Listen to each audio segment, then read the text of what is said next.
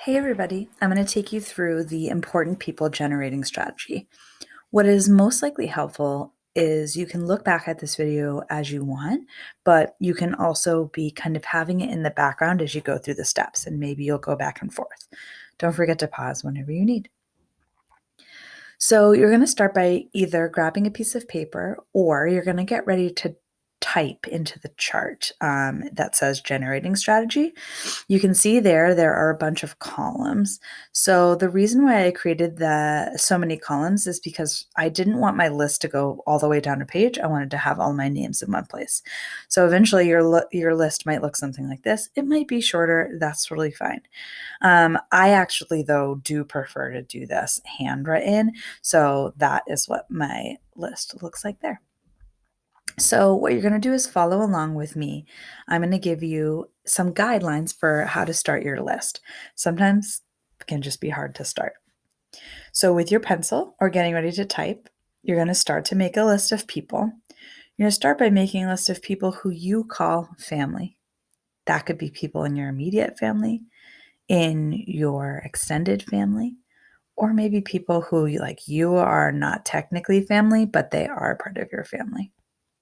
Pause this video for a second and start to list.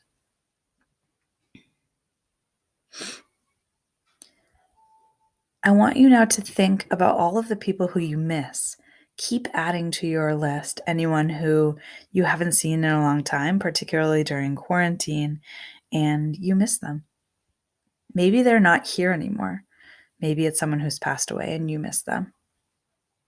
Feel free to pause again as you keep listing.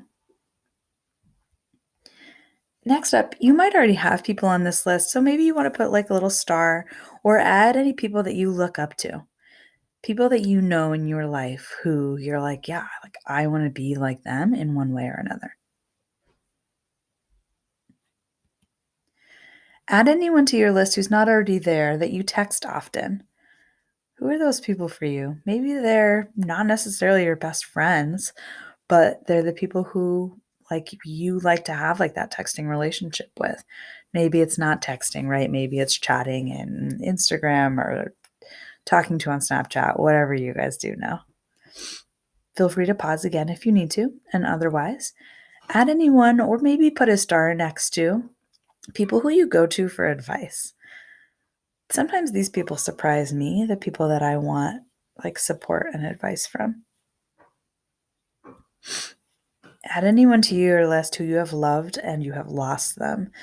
Maybe that's romantic and you broke up, or maybe that's someone who was in your life and they're not anymore. Maybe you guys had a falling out. Maybe they're not here anymore for one way or another.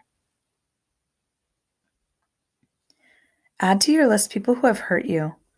Or if you do want to, you can go make a mark next to those people, whatever kind of mark for you represents pain. The people we love are oftentimes people who can hurt us the most. Similarly, perhaps adding to your list people who you would love to never see again. Like you'd be totally fine if you never had to run into them in person or even see them in heaven. Like you are just glad they're not part of your life anymore for whatever reason. No shame there. And again, if that's someone that's already on your list, maybe you underline them. They're not going to see this list, so don't worry about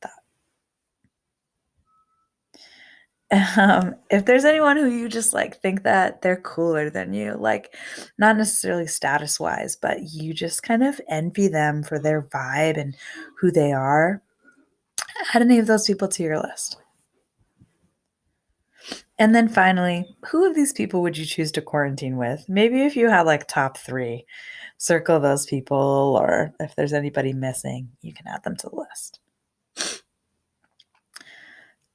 So again, if you want to go back, you want to pause me right now to keep adding to your list, great, go ahead to do that. Remember that my list got pretty long, so the longer the better. Then we're going to move on to the next step. For today, you're going to choose 3 people. These people are ones who you likely have a lot of stories about or a lot of memories of. You're going to add their names to the second chart. And then you're going to list as many memories you can that involve each person. So here's my chart when I did it on the computer. Again, I actually didn't want to do that, but you can see I chose 3 people, Taryn, Will, and Drew. Taryn was my best friend who passed away when I was in college. Will was one of my closest friends in middle school and high school, and Drew is someone that I dated in high school.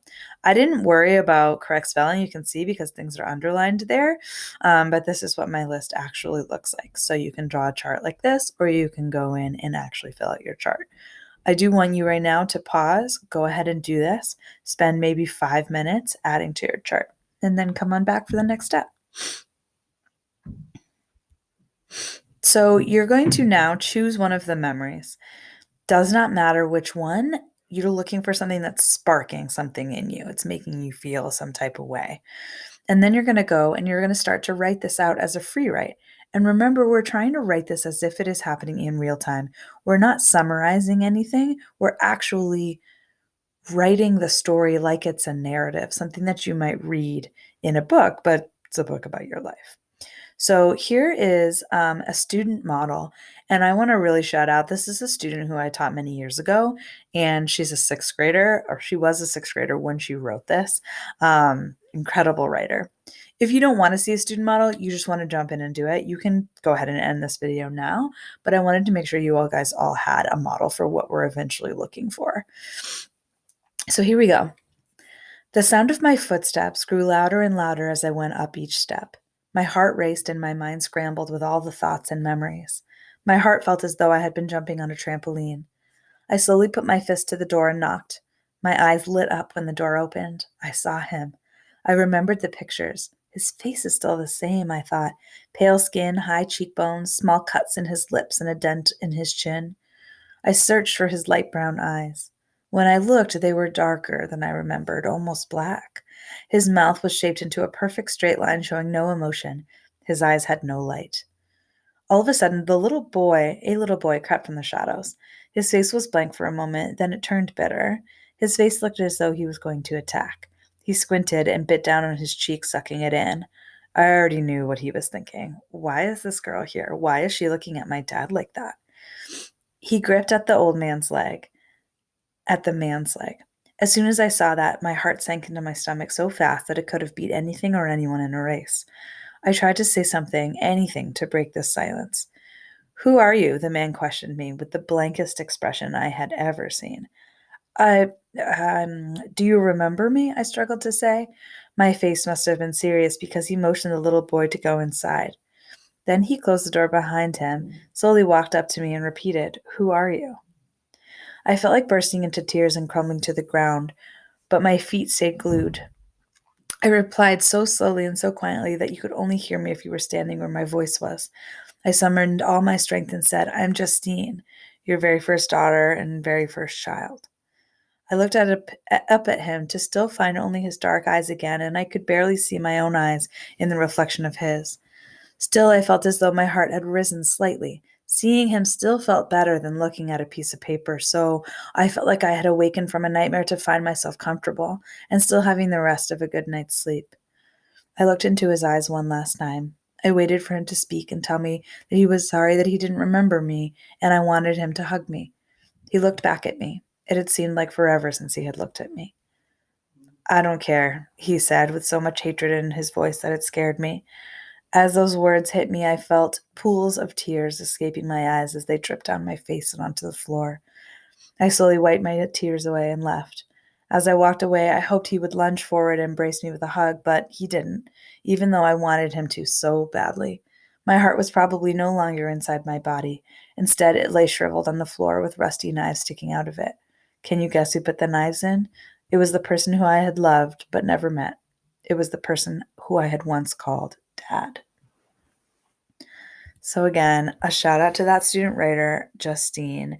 Obviously, from her list, this is a person who she might have called someone that she loved and lost, or maybe someone she never wants to see again, right? There's a lot of different aspects that that person might have represented for her. So you have completed the steps now. So I hope that this goes really well for you. We'll see if this is something that maybe can end up as a final piece for your personal statement. Hope you guys have a really great day. Sending my love from Maine. Bye.